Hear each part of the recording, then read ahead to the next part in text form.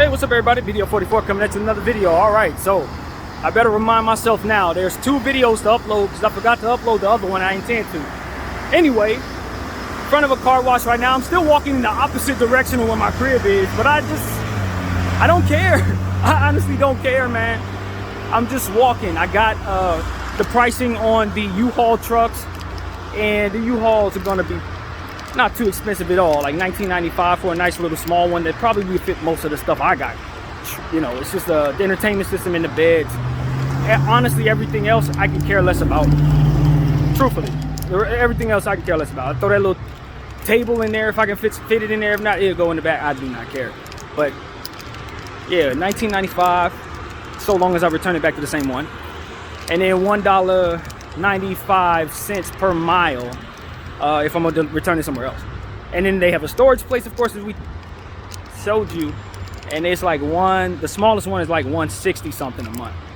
So I don't know, I'll have to price other storages if I need a storage, but it is awesome to know that the storage place is right next door. So if for some reason I don't have a destination, what I can do is take my U-Haul, get it to the crib, take everything back, and then load it back to there, and then use their storage. That's one solution. Or I could just take it to another U-Haul spot, use another storage, and then go drive it back there. But the point is if for some reason it's just hectic and I don't want to do too much thinking, there's solutions there.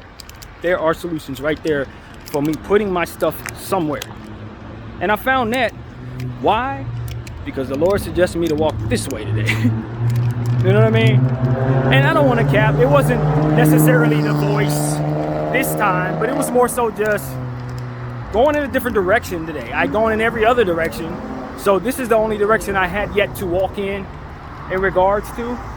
And so for me, it was like, let's just see what's going on up La Brea. Let's walk up La Brea. We go in every other direction. Let's walk up La Brea and see what's what. And now I found that U-Haul spot priced everything, all the stuff that ultimately would need to be done this week.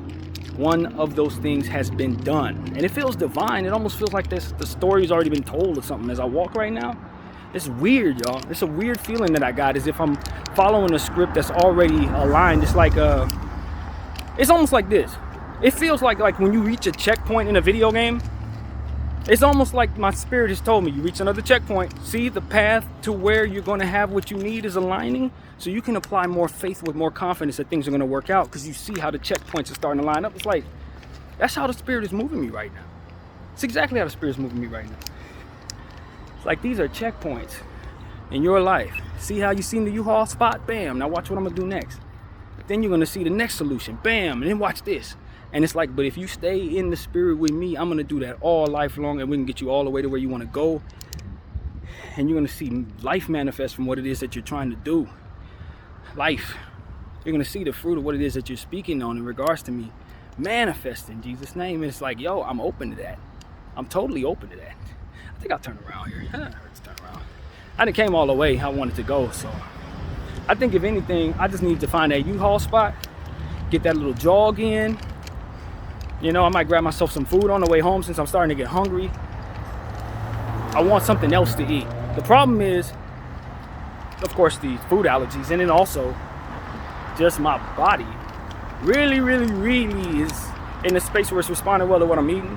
And I ain't trying to put on no excess off fat that I'm gonna have to kick off on my body with the food. And so you can have a cheat meal, but you're gonna work off that cheat meal too. Every time I cheat and get myself some Wingstop or something like that, I promise you, it's always some extra salty sweat that I end up tasting when I'm doing my workout. It never fails. I just have a terrible metabolism. It's really bad. So for me, it's like I'm finally eating perfect. Got a full 6-pack, 8-pack for the first time in my life. And it's like, I don't even want to eat a hamburger. You understand what I'm saying? Like, that's how paranoid I am about it these days as it pertains to staying healthy. With respect to everybody who really does have eating disorders, with respect. But like for me, it's like, it's not that. It's just like, you've been waiting 38 years to see these looks in your body. If you would have saw me at 25, and you could just see it. Even last year, honestly, I see the difference since I cut meat out. Like, and you know, I was eating like, just a few months ago, having like You know, when I first lost the fridge, I was eating all kinds of stuff that it wasn't any good. I can see the difference in myself now versus then. It's like you really change quickly when you start going vegetarian. You can really see the food pay off in positive ways. Even my skin is just better now that I'm getting sunlight, eating better. So it's like, I kind of want a cheat meal. I kind of want to walk down to Wingstop or walk down to Subway or something like that and just bite the bullet. Even though the last thing I really should be doing is spending money. I think a lot of those places take EBT, so I might be okay in that regard. Which is another blessing that I'm glad I have. I don't have to pay for food right now, you know, so. You know, it's just, I'm very thankful that the Lord has put me in a position to have the type of habits to where I don't even desire some of the foods that I grew up having so normal to me. And because of that, once again, we talk about what it is I think I can psych myself into appreciating as I go older, or what I can live without, conditioning of the mind. It's because I grew up eating all the foods I didn't want to eat in my life, or rather shouldn't have been eating but did want to eat, at such an absorbent amount. I'm talking Taco Bell, twice a week, 5 tacos and, well no, was it 4? Yeah, I needed 4 hard tacos and a burrito supreme every time. And it's like twice a week. And that's not including we go to McDonald's in the morning to get breakfast all the time. I mean, we just didn't have any discipline to our meals. And as a result, my body took on the worst of it. My mom's did too. And it just was no discipline there. And so fast forward to where I'm at now, with what it is I should be used to growing up, I should be a pretty big guy right now. I should not be healthy at all. If you would have saw pictures of me when I was like 13, you'd understand like I was all the way out of shape, all the way big. And it's like, that really played negatively on me. Grew older, learned how to take care of myself a bit better, but still the eating habits were not quite there until basically now. But even so, it's like, you just understand that a lot of that stuff is just culture. And granted, food tastes great, don't get it twisted. Sometimes the worst foods with the greasiest stuff, man, it does taste better than some of the stuff we're eating a good portion of the time. And that's why you just gotta be conditioned for your mind to be okay with things such as going without good tasting food. Just going without good tasting food. You know what I mean? Because at the end of the day, if it's gonna kill you, it probably ain't worth eating. I mean, I know that sounds silly because we've been eating stuff that kills us our whole lives, and we expect to live to be 80 or whatever. We just eat. But imagine what our lifespans would be if we reverse all of that. But even more so, tumble it forward to our kids. Because that's really what it does. Just like alcoholism passes on to your kids and any other traits, so can healthy living. Healthy living, I think I credit a lot of my endurance to my great-grandmother on my mother's side and how she was able to stay active her entire life, all the way up until like a week before she was not well. You know what I mean? Just staying out in the garden well into her 90s. Getting sunlight, praying to God, raising her family, eating clean, lived a long life.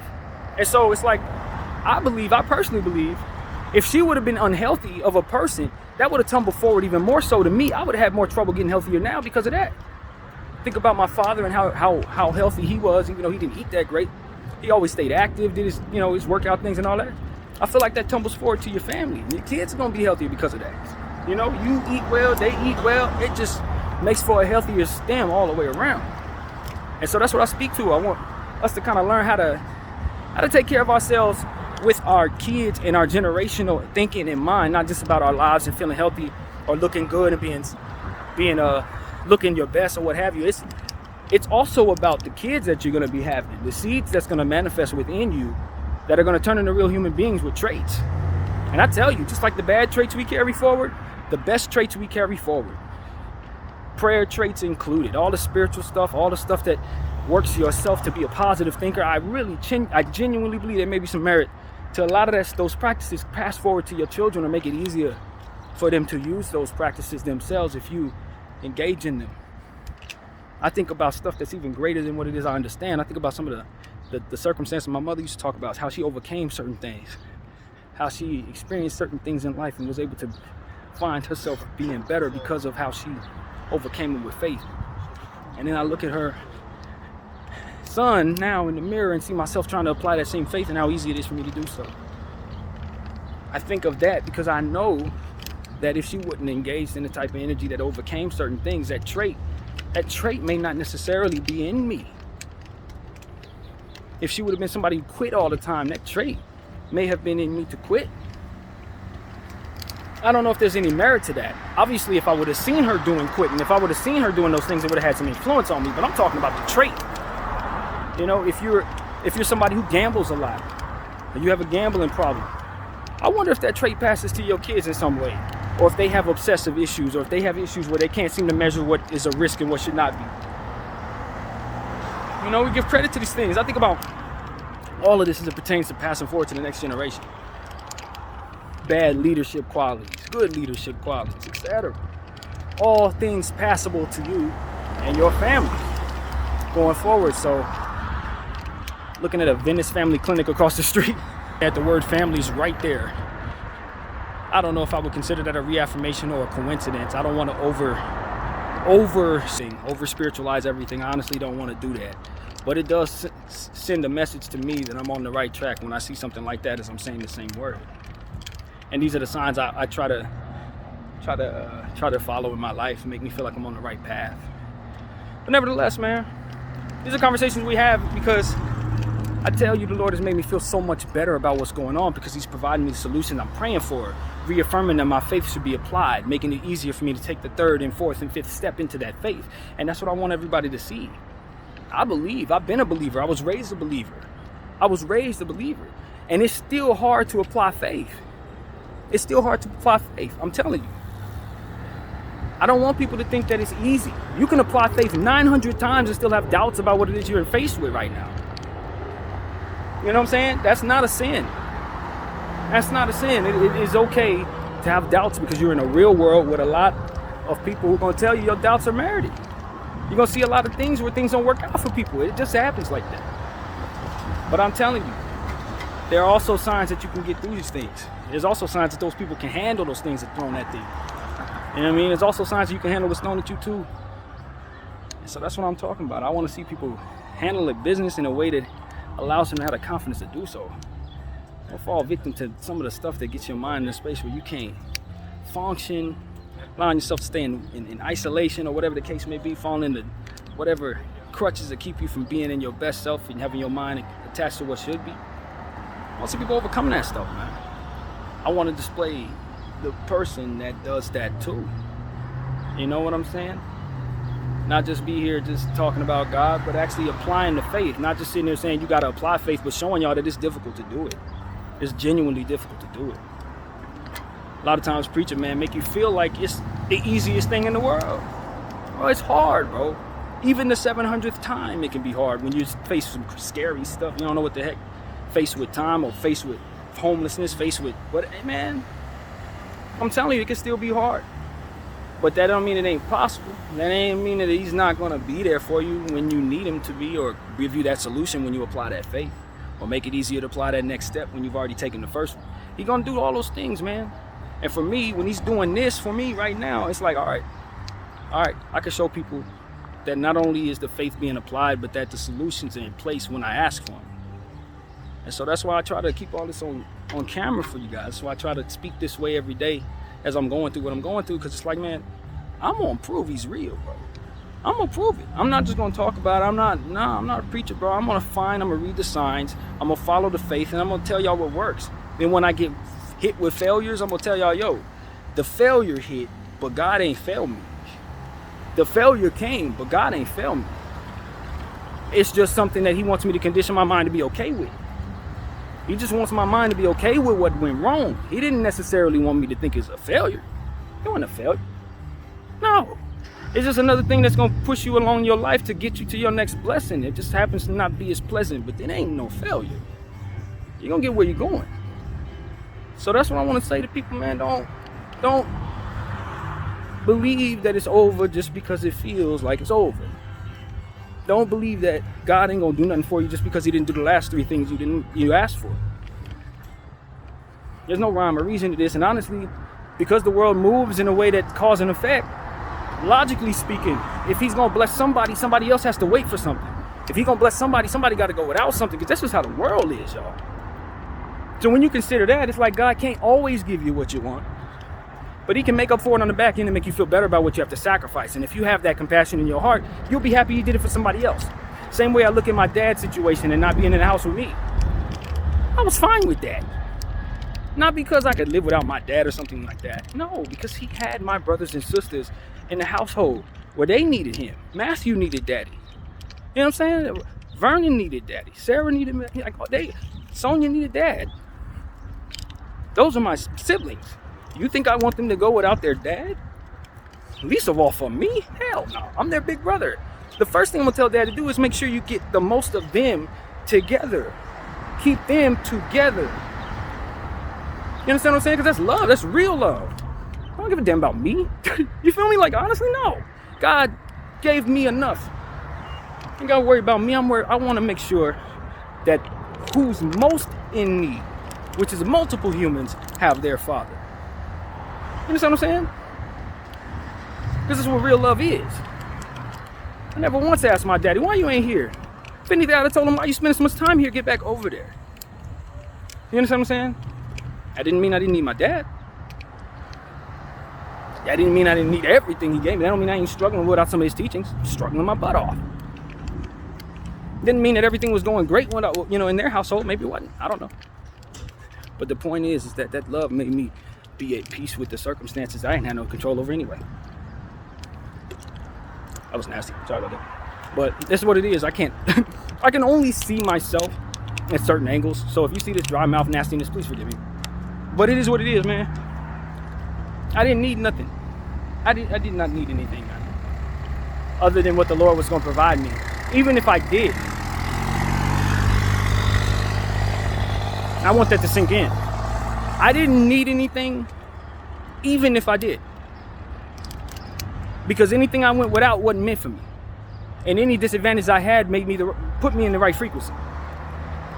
Gotta look at it that way. So you can sway with what it is that you have to sway with. So you can accept what it is you have to accept. And that's not easy.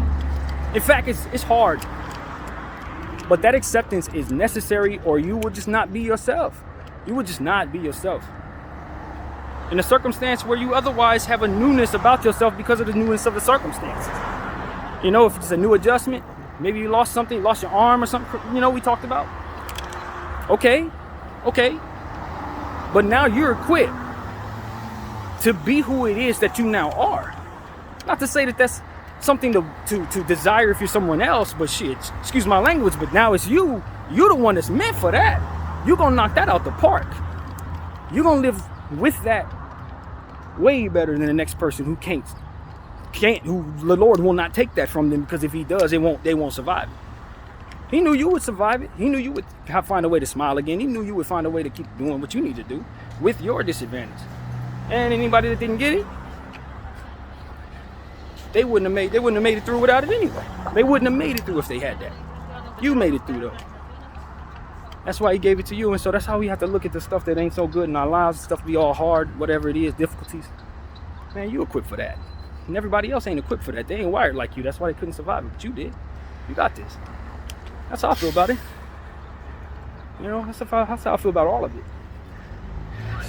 So I just tell people, man, keep going. Don't give up. Don't feel like it ain't gonna work out just because things is tough. Because at the end of the day, if you keep your head up, believe in who you believe in, I promise you, he will give you your solutions. Within reason. But he'll provide those solutions, man. You ain't gonna find yourself too far without what you need. You're not. And I'm finding that out in real time as I continue to try to apply faith and then kind of doubt, be a little scared, and then he just brings stuff my way. Boom, there's what you need. Boom, there you go. There's something else you need. Yep, and that too, while simultaneously making you feel better because you're not cooped up in the house. You're not sitting there wondering what you need to do. You're out here looking for something and you happen to find it. And this brings me back to what I was saying about allowing his blessings to come into your life. Like, if you stand in one spot, it's kind of aligned with what we're just talking about right now, where he can kind of help you in certain ways, but only if you allow him to move you so that you can be positioned to take on those blessings. You can't stay in this one spot and then ask for the world to come to you and then expect God to give it to you, and then when he doesn't, you get frustrated. What ends up happening is he moves you abruptly out of that circumstance you're in so he can put you firmly in position to be able to receive that blessing.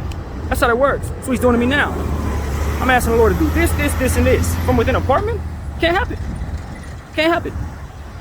But if I get you outside, if you just step outside and let me show you what I can do when you get a little more variables possible in your circumference, just a little more you can do if I just get you outside, bro. I can bring somebody to you. I'm not gonna have nobody knock on your door with an opportunity, but if you out and about, I can bring someone right to your doorstep that will have the understanding needed to give you what you need. I can lead you to a U-Haul place. You know what I'm saying? I can lead you to a variable that you can show others that will reaffirm what it is we're talking about. You know what I'm saying? That's what he can do. If I allow him to move me, or if I allow myself to move. And so that's my journey. For you, maybe it may be something else. Maybe it's staying in a marriage, staying in a bad business situation. Job ain't no good for you. You ain't ready to leave yet. You're scared to leave. He can't bless you with what it is you're praying for until you allow him to let you get on out the way of that situation.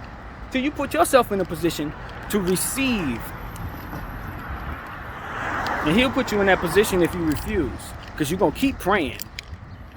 You're going to pray hard for what it is he's going to bless you with. But how is he going to get it to you?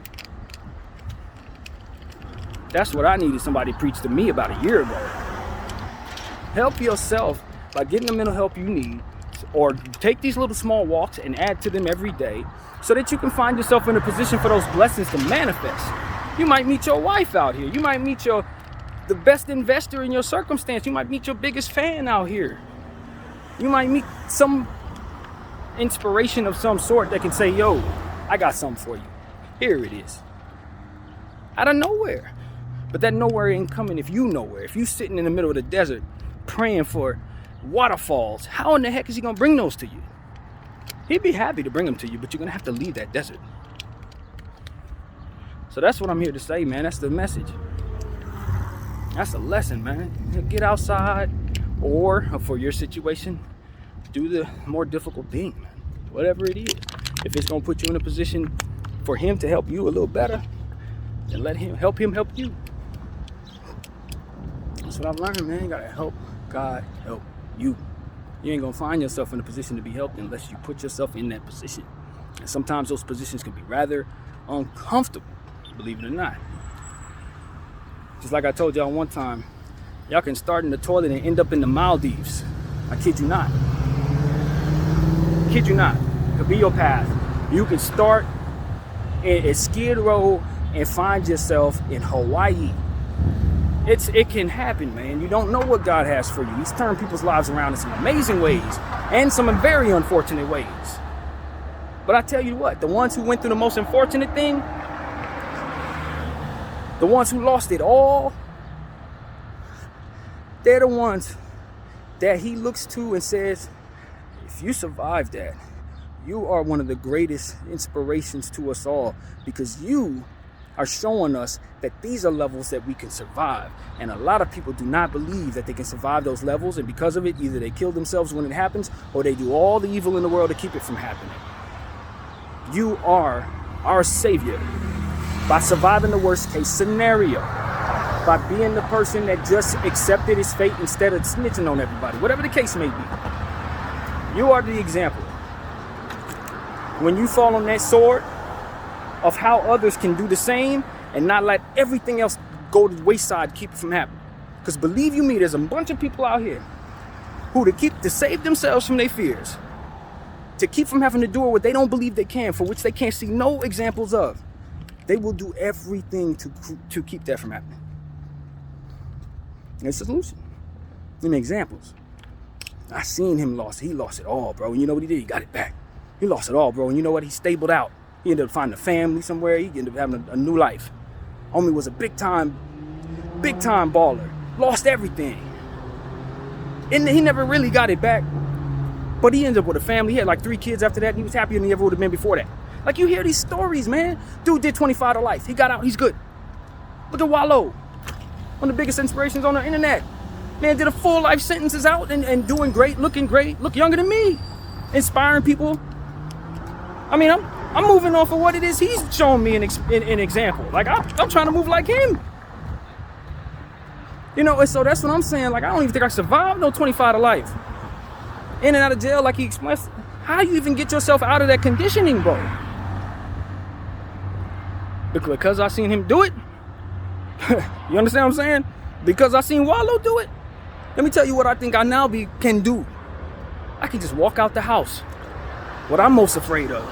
I can just get myself through the situation, whether I keep all my stuff or lose it all. You know what I'm saying? Because the examples have been there. The heroes have shown me how to rise from the ashes, how to overcome the stuff that just ain't survivable. Forget LO. We talked about Lamar Odom last night. Look what he survived. You know, situations he found himself in because he was hurt in life, because pain and sadness had stricken him. So he found himself in some very dark places. God got him out of those places because he knew what caused him to go into those places. It wasn't his heart. It was his heart was broken. God understands. That's the point. He understood.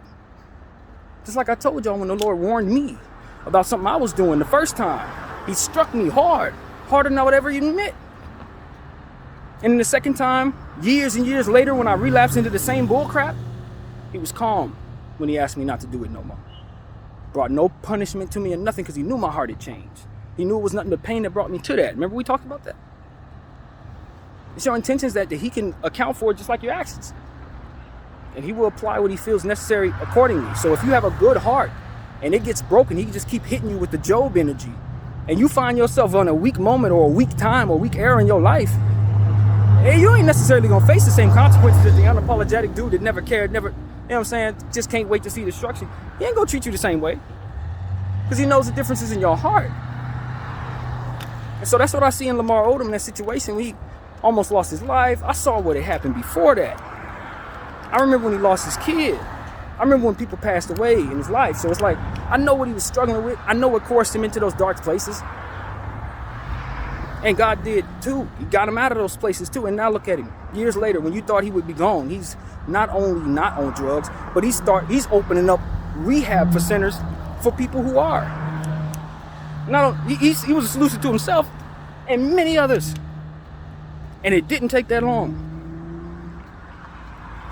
And who knows what path he goes on from here, but the point is the good has now been done. If he relapses again, it ain't gonna be no not accounting for all of this. And so that's what I'm here to tell y'all, man. That's the thought there. We want to encourage everybody to understand that God is real, man. He ain't never one time forsaken me, even when I was worried that he would. And so now that it's time to apply that faith, it got a little easier to apply that next bit of faith. Now I have a solution that at the very least, I don't have to hurry up and throw my stuff away. Hurry up and let the sheriffs take me out of my stuff. You know what I'm saying? Now I got that understanding that at least there's a solution to me keeping my bed. That doesn't require me to jump from one place to the next place to the next place to the next place. Maybe a little more money than I want to spend, but it should not be the end of the world if I have to do that. And that's what it is. So I just want everybody to know how hungry I am. And my intention is to walk down to El Pollo Loco and get myself something entirely different to eat for the first time in a long time. Because that is the truth, man. That is exactly the truth. I'm starving. This walk has done good things for me. These walks have done fantastic things for me. And I think that if you step into what it is your most difficult thing is, you will find yourself happy as heck about whatever it is you got to do too. Whatever it is. If it's the best thing in the world, great. If it's not the best thing in the world, you're going to find the best possible for it. Because eventually, because you went into that space where you needed to, you're going to find the fruit in the liberation in what it is that you thought was holding you back. And everything that felt horrible ain't going to feel as bad because of that liberation. That's exactly what I'm feeling right now. The duality of the trauma, the tragedy of what's happening in regards to me losing my place, and the eureka moment for being able to throw away things that need to be thrown away, plates and forks and all kinds of stuff I showed y'all that I've been having my whole life. I'm talking about forks that my mom had, she was using when I was a baby. It's still in my house. It's like, bro, I got to throw this stuff away. There's nothing in the world more important to me than liberating myself from stuff that should have been thrown away 30 years ago. Are you kidding me? I'm telling y'all. I'm telling y'all, this has a dual purpose and it ain't all bad. It ain't all bad. In fact, it's very, very good. And if you trust what you're looking at, then you know God is through it. He all through it. Look at the lessons he's teaching me. He's all through this situation. And so what am I supposed to do? Just be miserable in it? No. I got to take what he's giving me moment to moment to moment. And you know what I've been enjoying? Every bit of it. I tell you the truth. Every bit of it. Last night, the playlist, he told me to make the playlist. I'm like, Lord, I got to do so much. No, you don't. You don't. What you got to do is calm down, do what it is you love so you can feel like your life should be saved. And then from there, you will save your life. But you can't hate your life and then want to preserve it. You're not going to want to. You're going to hate your life. You got to do the things you love to do. You got to do the things you love to do. And that's what it is. We get so caught up in what we have to do. The world tells us we got a deadline. I got to do this now. Lord tell you, you got to be here on time. Okay, yes, you do. And if you turn to the Most High, have a relationship with him, an unselfish relationship with him, he will align you with the timing to do all of the things that you need to do and give you favor in the things that maybe aren't meant for you to do, even though they're on schedule. That's what I'm saying. There's nothing he can't do. He will make it so that things mold around you. And don't worry about having to take that hard step, because once you ask him to help you take that first step, he will help you take the first step. That is the first step. You know what I'm saying? So, as I said, the steps will get easier as you continue to apply it. And I don't know, like, you know, I listen to the voice in my head all the time, and I just trust it at this point, as you guys know. But you know what? I don't know that I really know how best to express to people what it is that ultimately comes to me when I do that. It's not really me thinking too much. It's just talking. I'm telling you, it's just talking. It's the same thing that comes to me when I'm writing poetry. It's the same thing that kind of comes to me when I'm thinking about various things. That's why I never write anything down. And I'm not going to sit up here and say I'm a poet who cannot ever write things down like Biggie Smalls or Jay-Z. I'm not. My memory's trash, so I'm definitely not. But it's just like when I get into a mindset, it ain't, there's no need for no script, man. This stuff, it just comes to me, man. I don't know if preachers or people who do content really like sit up and think about what they're going to say, or really have like so many different things that they have to write down and then, okay, let me get a teleprompter. Like, I would never need a teleprompter to do what it is that I do, man. As you can see, never. And all of these different points that just come to the brain, just do. And for me, it's like, when you start to discover the confidence in yourself and know what you can actually do, it's like, why the hell am I broke? Why, like, honestly, why am I not wealthy? People who can do what I can do are rich. But that's just, I mean, he didn't want me to be. He wanted me to be relatable. How I'm supposed to be able to do all of this if I'm somewhere in a more advantageous position? And see, that's the point. He made me, I'm starting to realize, like, yo, he made it so that you struggle for a long ass time in your life, so that you can be absolutely relatable to everybody who went through the same thing. And it's like, I would love to relate to people with 1%ers too. They got problems, I can help them too. But this is what he wanted me to do. It's more people down here, that's the point. It's like I said with my brothers, there's one over here, it's like 4 kids over there, so it's more poor people. He wants us to reach more poor people. You know? He wanted me to be relatable to people who don't have everything straightened out in their lives. You know what I mean? It just is what it is. But at the same time, I be trying to relate to everybody, and I think a lot of the things that are affecting poor people would affect the hearts of rich people in the end. In the end. You cannot expect that God won't make the first be last and the last be first. He's always told us some variation of that. Now, how that comes about, how that manifests, what he decides to do to make that be the case, all of that is well beyond my understanding. How long it's going to take for us to come back around and get some money or support people, I don't know. I don't even know if that's what that means. But the favor is coming. The favor is coming to those who don't have anything. That's what it is I take from that. They may not get everything, but they're going to be able to survive certain things. They're going to be able to get through the things they need to get through. They're going to have happy lives. They may not have the best quarters, but they're going to feel like they're in the best quarters, and they're going to enjoy themselves way more than the person in the mansion is going to enjoy themselves. And that's a real thing. That's a real thing. There's a lot of people in this world that think money's going to make them happy. Did y'all listen to what Biggie said? More money, more problems? It ain't that simple. It ain't that simple. Sometimes you can find yourself rich and have horrible life. Horrible life. It's simply because the money can sometimes bring some demons with it, as we all know. The money can sometimes bring the worst people to you. And being broke, people leave you alone. As you can see, I ain't been approached yet. I ain't been approached yet. You know what I'm saying? And so I just understand that there's some peace down here that maybe my wealthy friends may not really know nothing about, unfortunately. And it would shun being broke to such a degree that they would never even fathom that anything good could possibly come from being like this. But I promise you, I promise all of y'all, there's peace down here. There's some really, really, really secret ways. Yeah, this way. Secret ways. In the sense that I may not have everything I need, but because of it, I can find myself happy in places that you would never find yourself happy. I'm serious. I could laugh in a room that you would be very uncomfortable in. And that's the truth. That's how it is when you're down here. You know what I'm saying? That's to where I could be very comfortable in your situation too. Give me some money, give me all the kind of stuff. I'll be wealthy, happy, all that. But you got to understand, there's peace to be found here. It's not something to want, but God has blessed it so that people down here don't have to hate their lives like you may think they do. Look into some of these people's eyes deeply. That some of them aren't happy, but not all of them. Not everybody is down here. Not everybody is miserable while struggling.